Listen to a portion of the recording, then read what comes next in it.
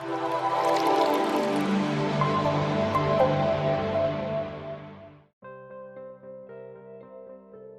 everyone, thank you so much for visiting the channel. Let me take a moment to thank you for clicking the link and being here. Starting today, this video onwards, I am going to bring to you a series of teacher development or educator development videos that might help you to refine you as an educator. Profession-wise, teaching is noble. But I believe that every early year educator, pre-primary level or primary level educators give their best to give the best experience to their learners. But I believe there is always a room of improvement. Today, with this video, I'm going to bring to you a series of videos. As I said, I'm going to begin with 5 must-have professional behavior for early year or pre-primary or primary level educators. And I'm going to begin with effective parent communication. We all understand that it's an inseparable part of our profession to communicate about a child's development, about a child's areas of improvement with the parents. But how to say, what to say, and how much to say is very important for you to know. So what I mean is that when you conduct PTM or when you talk to a parent, share their strengths, weaknesses, areas of improvement, please don't sound complaining. What I mean is that you can sound as a person who's requesting the parents to collaborate.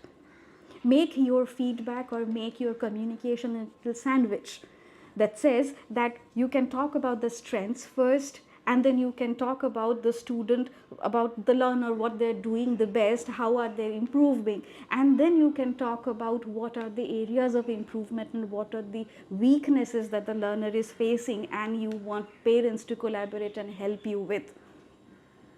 Parents, when they admit a learner in a certain brand or a certain institution, they have certain amount of trust on the educators and the brand. If you sound complaining, they feel demotivated. But instead, if you sound someone who's trying to help the learner, if you sound someone who's trying to help the parents, collaborate with them and improve the learner as a whole, it strengthens parents' trust on you and trust on the institution you're working with. Next thing is about maintaining healthy boundaries. Now, what I mean about the healthy boundaries, you can be pally with mothers, you can be pally with the parents, that's perfectly fine, but you need to know where to draw the boundary. After all, you're a professional educator and you must know what you share with the parents, how much personal life, how much do you talk about the personal life or your personal life with the parents. The more you open the boundaries, the more you lower the guards, parents will start taking undue advantage. I'm sorry if any parent is watching this video right now, but you would also respect a teacher if the teacher or the educator is maintaining a healthy boundary with you and if she is, or he is appearing professional to you. It's very important for us to know as teachers that we need to understand how much do we mix our professional and personal life together. It is perfectly fine to be friends with the parents, it is perfectly fine to click selfies together, but when it comes to your profession, make sure that you are maintaining healthy boundaries. Now, the next point that I'm going to talk about is limiting the social media exposure. Young early year educators today or pre-primary level and primary level might disagree with what I'm saying right now, but I must say this, that limiting what you share on the social media in Facebook or in Instagram or as the WhatsApp status matters a lot. It's a psychology of parents or people around you to respect you if you maintain a professional dignity socially as well. So it's perfectly fine if you post your WhatsApp status or videos of dancing, singing or anything that aligns with your skill and aligns with your profession. But anything that outperforms what is not exactly a part of your profession or doesn't align with your profession should be avoided. The next point I'm going to talk about after effective parent communication is about being careful of what you say in public or in front of your learners or in front of your colleagues. I'll explain. Never ever criticize the management, your seniors in front of other teachers in the staff room or in front of your learners. Don't believe that your learners are too young to understand what you are saying, or your teachers are very trustworthy, your colleagues are very trustworthy, and they are not going to spill the bean in front of the management. But I will really suggest to refrain yourself from doing that. If you talk ill about the management, if you criticize the management, you do not know, but you're damaging your professional self and you're damaging the institution you work for.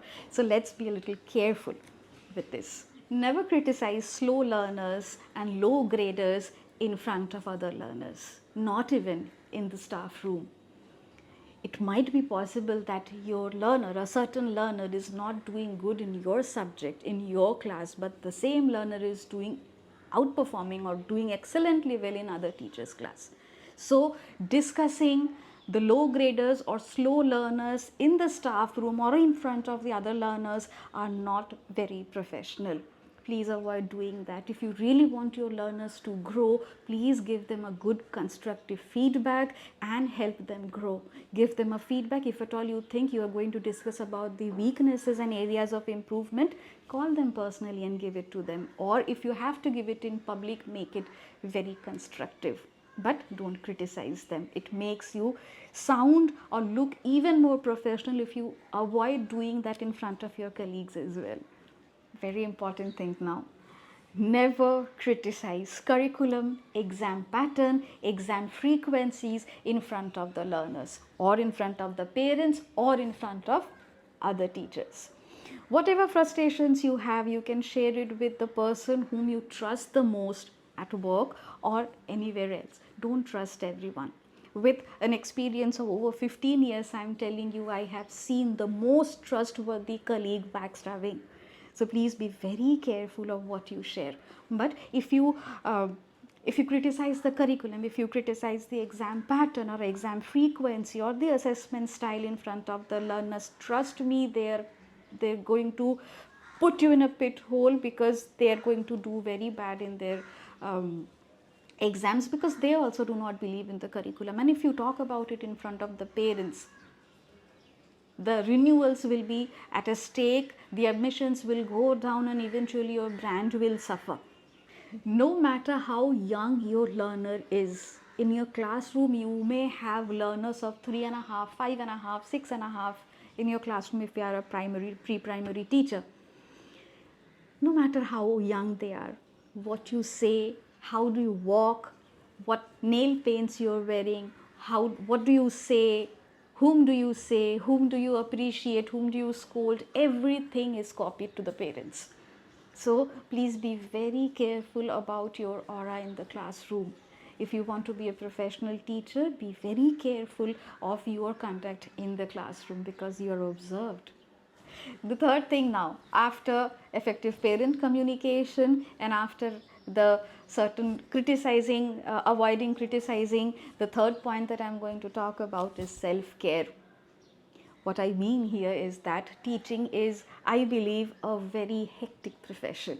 It demands almost your 24 hours in preparation. Teaching itself is a very hectic profession. I believe that it almost demands your 24 hours, wherein you plan your lesson, you plan your teaching resources, you do the assessment, you transfer the marks, and there are a lot of things that you keep on doing. But still, there has to be a room for self-care. You should take your health seriously. When I talk about health, I don't mean about your physical health only. I equally refer to your mental, emotional, and spiritual health. The best way that we have tried doing it during our professional days is that for better health, we used to take care of two things. One is nutrition, one is hydration. So I understand that drinking 8 glasses of water while you're at work is absolutely not possible. Just minimum of what you can drink should always be there, and take one fruit intake daily, because it keeps you motivated. A healthy body gives you a happy mind. Listen to your favorite music, whatever you like. whichever singer is your favorite, listen to your favorite music at least for 15 minutes every day while you are commuting or while you're resting. Listen to it. It relaxes your mind a lot. And if I refer to the spiritual health, please have confidence in yourself. You are already doing very good. And trust the Almighty. There is someone who's protecting you throughout. There is someone guarding your best interests. Have this belief. And you will end up taking good care of your physical, mental, and emotional health. Don't let anything bog you down. If you're working somewhere, if you're a professional, there would be a lot of challenges daily. But don't let it stress yourself out, because stress will come. It will keep you low for 2 to 3 days, but ensure that you have the courage and the strength to get up the next day and go back to work with a smiling face. This is very important. Never overburden yourself. Work will always be there. But if you think that you're overexhausted, take a break, take rest, drink a cup of coffee or a tea, relax. Whenever you feel ready, then only start working. Well, I'm not saying that you feel exhausted mid of the class and then you stop the class and go out, but complete your classes. After work, after all your classes are done, take a break, take rest, close your eyes for 5 minutes if you want. Rejuvenate yourself and go back to work. Overburning yourself leads to burnout of skills as well. Please ensure that you do not do that. The fourth point now, use teaching resources, teaching aids, TLMs as much as possible to support your teaching. I have observed this throughout my career with teachers, is that they overburden themselves by talking a lot in the class. If it's a 45 minutes class or a 40 minutes class or a 30 minutes class, the teacher try to explain a lot. They try to talk a lot. What happens is that teacher feels drained out after 30 minutes of continuous talking. If you do so right now, it will keep draining you. After 4 hours or 5 hours of class, you feel drained because you have been talking. If you have a teaching resource, if you have any video aid, any visual aid, any flashcard, anything with you, any demonstration, any model or any concrete object with you to demonstrate, it will help the learners think critically. It will help them come up with answers. It will help you to talk less and allow the learners talk more. And the moment learners talk more, they start thinking critically. That is what you want. You want them to be critical thinkers. You want them to come up with answers. Make them independent. Give them the independence to talk and look for answers for themselves. It will make them dependent, self-dependent. It will make them critical thinkers, and it will also give them a psychological effect that they are also in charge of the class. You are not the chalk and talk method teacher. You allow them to talk. It saves you in multiple ways. And also, if you plan, it's very simple that if you have to prepare a TLM, any teaching learning material, if you prepare, you have to plan the lesson earlier, plan the lesson ahead. So it any which way gives you a strength to prepare yourself better. The teachers who allow the learners to be self-dependent, allows the learner to think critically, do way better than other teachers. Your role is not to teach. Your role is to facilitate learning. Please listen and please understand this capsule as much as possible. Your role is not teaching. You are a facilitator of the learning process. Children who do not go to school also learn. Children who did not ever follow a formal schooling method have also become poets and other people. But learning is an indigenous process. It will happen on its own way. You are just the facilitator of learning. This is something that we need to realize as soon as possible. I'm a professional trainer. I have been a teacher. So I understand that till the time you feel that I am the person responsible for the learning, I am the person responsible for their learning, whatever I will have to say more and more so that they listen to me, it doesn't work that way. It doesn't work that way. You will have to allow them think. You will have to let them expose themselves to critical thinking, abstract thinking, to come up with answers, to find answers themselves, to do the research on their own. The more they do, easier is the teaching. Because if you teach them this much, with their critical thinking, with their independence, and with their research skill, they will learn this much. And this is scientifically proven. So stop overburdening yourself. Stop thinking so much. Give them perspective building questions. Ask them perspective building questions. Ask them leading questions. Do context setting, so that they think, come up with answers, and it will give them a psychological confidence that, oh, I know the answer. Doing all these will in no time earn you the badge of a favorite teacher. You know why? Because your classes will be engaging, your classes will be interesting. Now you are a good effective parent communicator, because you communicate very well. You do not criticize curriculum, you do not criticize learners in front of other teachers or in the staff room, and you also use teaching aids. You take good care of yourself. In no time you will feel even more confident, and you will be the favorite teacher. And the last point that I am going to talk about today is about the dress code.